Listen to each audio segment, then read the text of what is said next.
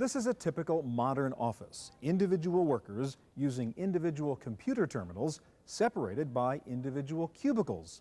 The only problem is real work doesn't tend to get done like this. We naturally want to share information and collaborate.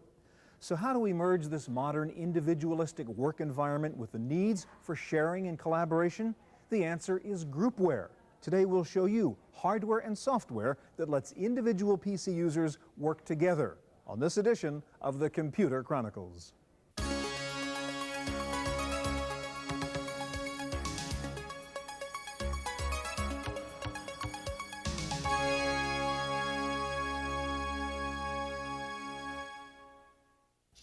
Computer Chronicles is brought to you in part by Intel, microprocessor technology for the software of today and tomorrow. Intel, the computer inside. Additional funding is provided by the Software Publishers Association, providers of educational materials to help manage software. Don't copy that floppy. And by Hewlett-Packard, Personal Computer Division.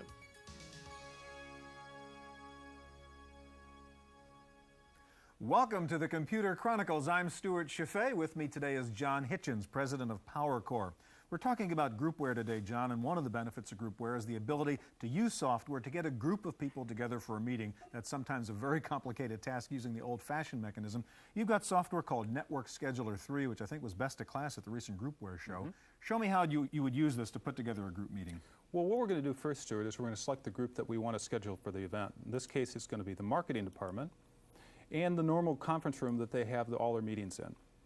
Now, what we've done is we've overlaid all the individuals' calendars and the conference room onto the screen right now.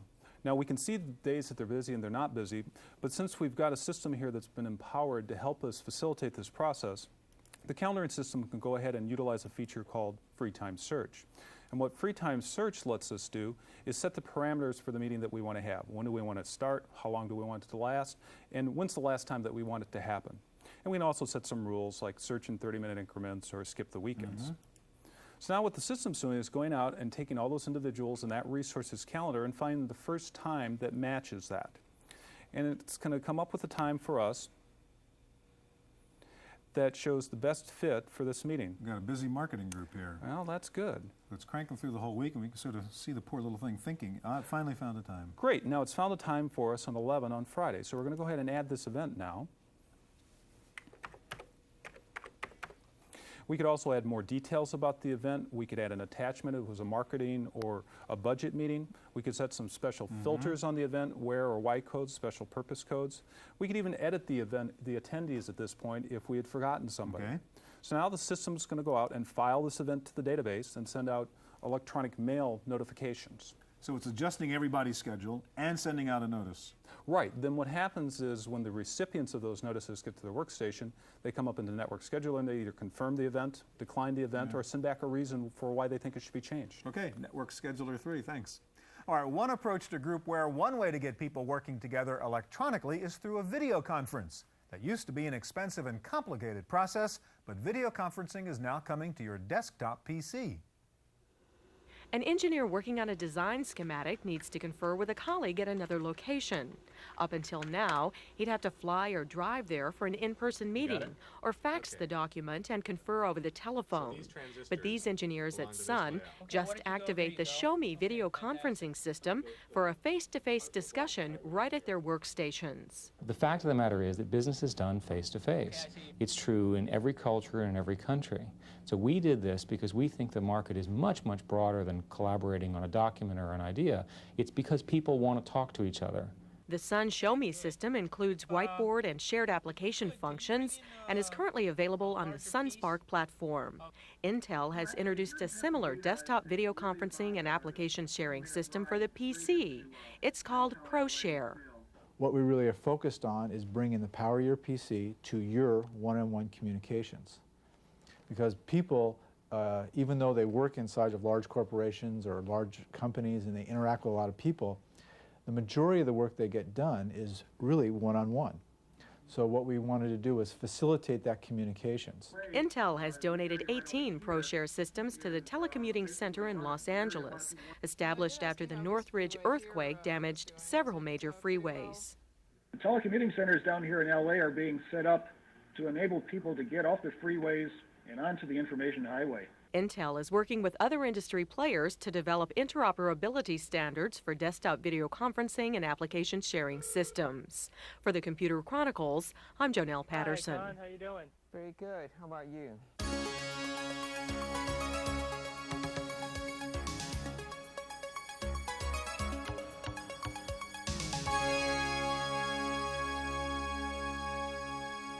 The key to Groupware is real-time information sharing, and two of the leading applications in this area are Lotus Notes and WordPerfect Office. Here to show us how they work are John Raymer of Elf Technologies and also over there Paul Smart of WordPerfect. John, let's start with you. And first of all, you're not a Lotus guy, I know, but explain Lotus Notes and how this is an example of Groupware. Yeah. Notes is based on the metaphor of file folders. And if I click on each of these work pages, you can see these different square boxes. These are databases for sending and sharing information either internal to an organization or to other companies in other distant locations as well. All right, your company is Elf Technologies, and you create what you call middleware on top of Lotus Notes. What does that mean? Yeah, we enchant Lotus Notes. We can take and put information from Notes into other systems or from other systems into Notes. The problem is you got all these independently developed applications that don't necessarily interoperate. Yeah. Our little elves working tirelessly can do that. All right, we've set up a little scenario here that we're going to show an example of how we use both your technology and Lotus Notes. I'm an insurance company over here in Boston. You're a law firm somewhere on the West Coast, okay? And so this is my version of Lotus Notes, and I have things organized by the different kinds of claims I have to deal with over here. So I call it my casualty claims, and these are the different ones that are going. And I say, okay, I want to take this Allen vehicle claim over here and do something with it. It's got this long file. It's been sitting here forever. I want to send it over to my attorneys to take care of this particular claim. I want to pick your firm, Bullivant, Hauser & Bailey. You guys are in Portland, Oregon. I say, yeah, ship this entire file, all this information over to my attorneys. I've done it. What happens now? Yeah. So through replication, which is the part of Notes that lets you share information, the next time I, at the law firm, go to look at the work I'm doing for you, notice here I have a database that says Stewart's Insurance. And there's a number there that says 1. See, what Notes does is give everyone their own lens into the information. So even if I go in and look at that one unread document, someone else in my firm who hasn't looked at it, theirs will still indicate that there's one unread there for them. Okay, so it's taken the information, put it in your form, it now calls it a client matter for you. It was a claim matter for me. Show me how you would use the information. Yeah. So just like you said, if I open this up where it was a claim on your end, it's now a client matter on my end. Now, I may want to look through and see what you assigned to me. But also, one of the key things you're paying me to do is to reach a settlement on this matter. I just pressed that button and it showed me all the related documents. Now, some of these documents go across the wire and are shared with you. Others are shared internally. But one of them is called settlement information. I'm going to open this up and I'm going to say, you know what? I just spoke to the plaintiff's counsel.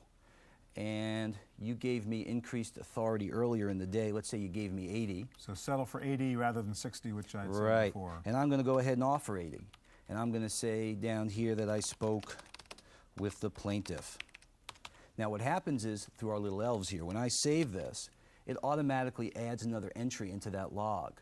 So it says here that John Raymer changed the amount offered from $60,000 to $80,000 and was given increased authority to settle for $80,000. So the system is automatically, with your L's, annotating what goes on and keeping a log of the activity. Right, so people can see that. Someone could step in and say, how did we get to where we are in this matter? Trace back over time and see where we are. All right, this is an example of, I think, what you guys call electronic keiretsu. That's the Japanese term for sort of trading group. What does that mean, electronic keiretsu? Yeah, keiretsu is the Japanese term.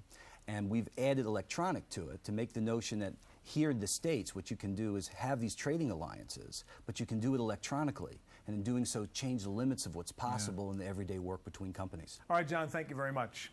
Let's go over here and take a look at WordPerfect Office. And Paul, describe Office for me. How does it fit into the Groupware category? Okay, WordPerfect Office is a messaging system. It provides communication tools for a group to send electronic mail messages, schedule group appointments, and assign tasks to one another. And you do that all in the WordPerfect environment. These aren't separate programs. That's right. It's all built within one application. All right, we got a lot of boxes lined up here. Tell me what the hardware configuration is. Okay, here on the right is what would be my client application on my desktop, and on the left would be your workstation in your office. So we could be far apart in two different offices. And what's behind you? Okay, behind me we have a network file server. This is so that we can communicate together. And then to the right, we have a server process that we'll use to demonstrate some capabilities today. All right, now show me what's going on in your screen right now. Okay, this is the inbox, and this is basically where all information comes in. Email messages that are sent to me come into here, tasks that are assigned to me come into here, phone messages, group appointments, they all come into this universal inbox. And what are the different kinds of communication tasks I can perform inside Office? Okay, let me go back to our main screen. You can send an electronic mail message, which is pretty standard. You can schedule a meeting, let the computer find when people are free, and then post it on their calendar. And then you can assign tasks as well. All right, show me how you would assign a task to me. I'm over here in my office, and that's my PC. Okay, let's suppose that I wanted to assign a task, and I would type in your name. And we'll assign it to Ben as well. And we want you to review this contract. Okay. Now, normally this would go to you and then to Ben, or to you and Ben simultaneously, but I want it to go to you first, and then when you're finished with it, I want it to go to Ben. So I'll do some work on it, then I would pass it on to Ben. That's correct, and we'll select the 23rd. Now I'll send that, and that will show up in your Office system. All right, so I'm over here at my office, and I go click on my calendar on the 23rd, and there's the task you just sent me, review this contract. All right, you have something called rules in Office, which is a pretty clever thing that allows me to kind of put some intelligence in there so that my communications can be managed even if I'm not here. How does that work? That's correct. You can ask the computer to perform work for you while you're gone. An example would be this vacation rule. What I've done is I've gone in and said for any appointment that's scheduled for me during a certain time, I want it to be delegated to Ben and moved to a folder called vacation. So that work will still be done while I'm on vacation, and when I get back I can look at my folder and see what's happened. Sometimes you want to access your email or get into your mailbox, but you're not near a computer. You don't have a laptop with you, or you don't have a phone plug or whatever. You can do this just by using a touch-tone phone and communicate with the email system. That's correct. You can pick up a standard touch-tone telephone, dial into the system, and listen to your calendar or listen to your mail messages. Can I try that with this phone? Let's say I'm at an airport somewhere and I can't get my machine plugged into anything. Okay, go ahead and give it a try. And I'm going to call into my office and see what happens here. Welcome to WordPerfect Office 4.0. Please enter your personal ID number. So it wants my ID number. Okay, what's actually happening is over here on this machine, you're logging into the system from the telephone, and it's asking for your password. Right, it wants my password now, so I'll put in my, which is really your password here. Right. You have 10 new items. To listen to them, okay, it's verified you, and for now your it's going to give you some calendar, instructions. And it says press 2 for my calendar. Please enter the calendar day. And the next event. Today, an accepted appointment with subject Computer Chronicles will take place in the Bay Area from this Monday at 10 a.m. to 5 p.m. To skip to the next item, press 1. To hear the details about this item, press 2. So it says if I press 2, I'll get details. This That appointment would be the was same as received from on my computer, double-clicking to see more information. The message is demonstrate WordPerfect Office and the telephone interface. That's pretty impressive. To continue to the next All right, item. thank you very much. Okay, one of the nice things about a real live meeting is that everyone can look at the same information at the same time. Well, the folks at Xerox have come up with a way to do that, even if the meeting's participants are scattered all over the country. The solution is called the Live Board. Anderson Consulting's design team in California is working with its R&D group in Chicago on a project called the Center for Strategic Technology. Team members meet via the Xerox Live Board, an electronic group station which lets people in both locations access and change shared data. Hope I'm not suggesting too many changes. Well, this is the time to do it. Okay. The Live Board is a 486 computer running Windows with an oversized LCD display and infrared pin input. All you need for a hookup is an ordinary modem. Because we treat the ink as an object that we put on the board, it comes in a very compressed form, and we're able to send that across ordinary phone lines. So one or more live boards can be connected across phone lines, and people in this location, for instance, and people in Chicago can be working on what's logically and effectively the same surface. For me, it's better than getting on an airplane and flying 4 hours to Chicago. But I think that moving forward, it may even turn out to be better than being there. And we may be able to do things using these tools that would make meetings much more effective than if you just had a group of people sitting around a table trying to do things, because there are all kinds of interpersonal things that we can introduce to allow the person who would not normally speak up in a group to get their say in. Files from your desktop can be loaded onto the Live Board. The information added during the meeting can be saved and organized for later use. For For the Computer Chronicles, I'm Jonelle Patterson.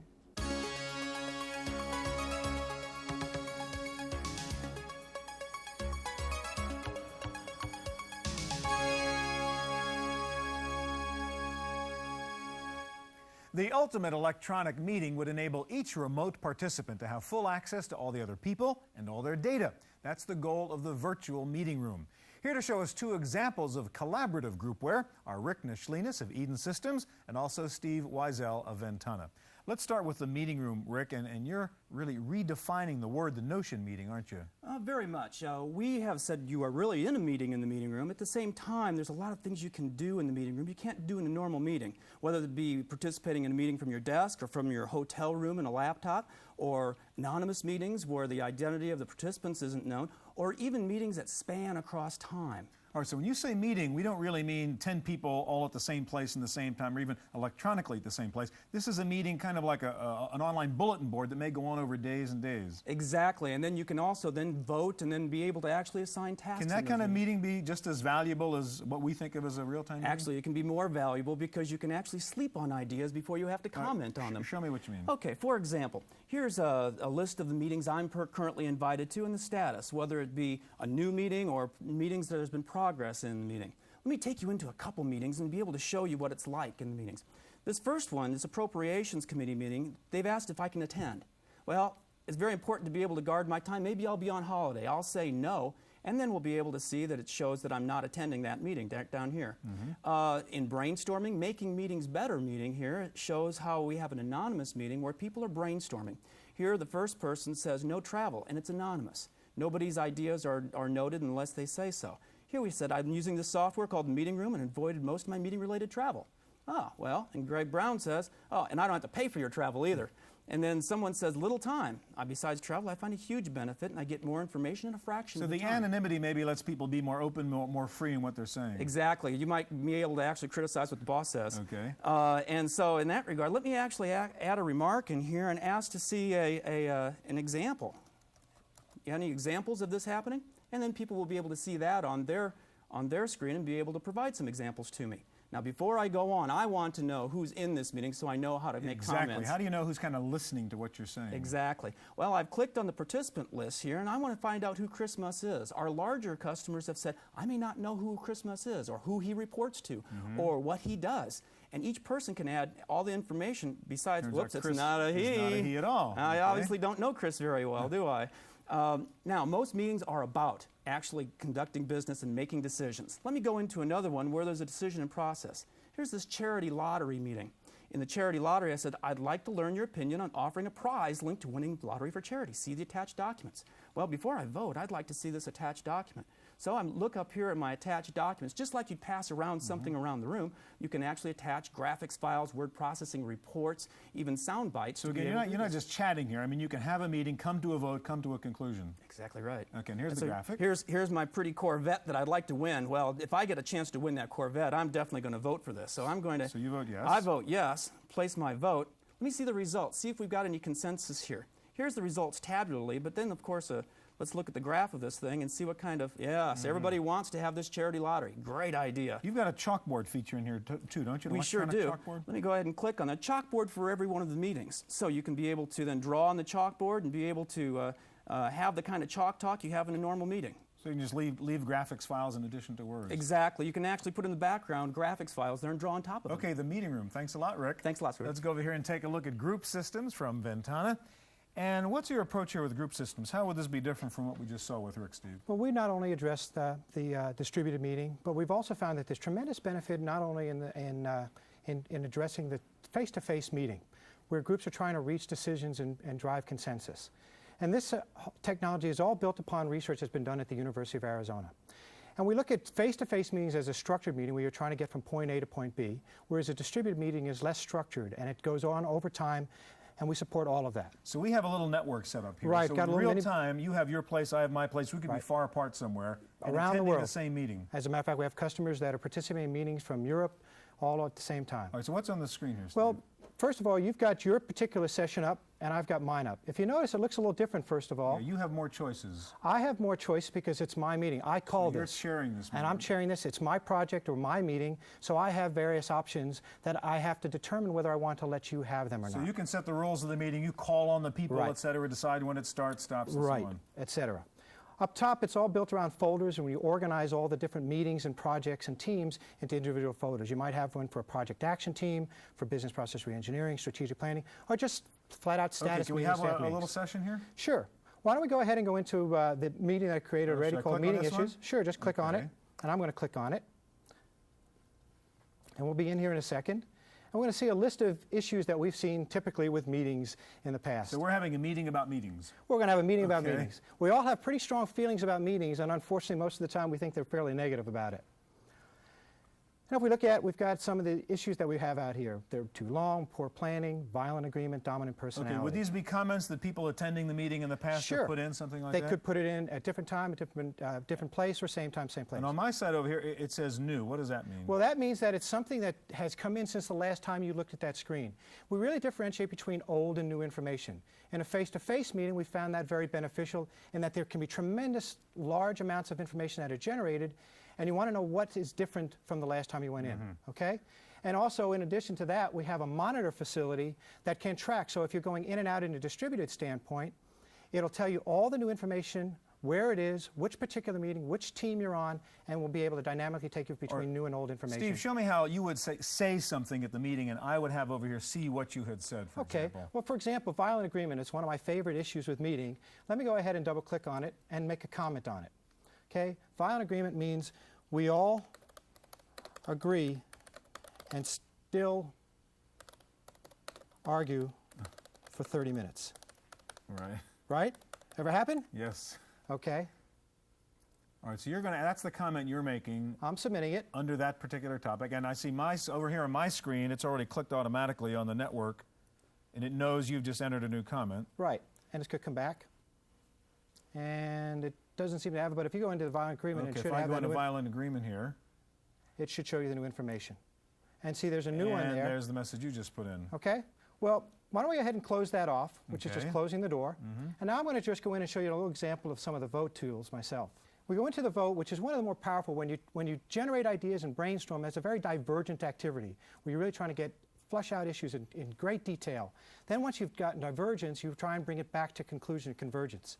And what I've done is I've taken a list of some of the typical meeting issues, and I put them into a rank order vote. We want to rank it from the most important to the least important issue. And it's really pretty drag and drop. Just pull a little... So each of us attending the meeting could be doing the same thing. The system is compiling all the data. All the data, right. And you can show us the results of that voting? I can cast my vote and then go in and look at the results, both graphically and numerically. And so in addition to just getting the tally of how many people voted, you can actually analyze the vote here. Right. We found that to be a very, very beneficial piece of technology, in that the people, by just seeing the spread of the votes and where they all vote, they see where they agree and where they disagree. All right, so what does this tell us? This is a graphical representation which says basically that dominant personalities is what we think is one of the most important issues. I'm going to shrink that down a little bit. Yeah, and now we see a tabular spread that's saying if we look here that 2 people thought it was the number 1 issue, 5 the number 2, etc. And what this is really useful for is it shows us where the spread of the votes are. If we have a lot of consensus, or it's no point in going through and doing violent agreement. Right, right. Okay, if we have a lot of disparity, if there's a large standard deviation, it means we don't agree. It's worth spending some time. Once you've developed consensus, then you can really develop action plans, proposals, and really get the decisions made. The benefits of the virtual meeting. Yes, sir. All right, thanks a lot. That's our look at Groupware. Stay tuned now for this week's Computer News on Random Access.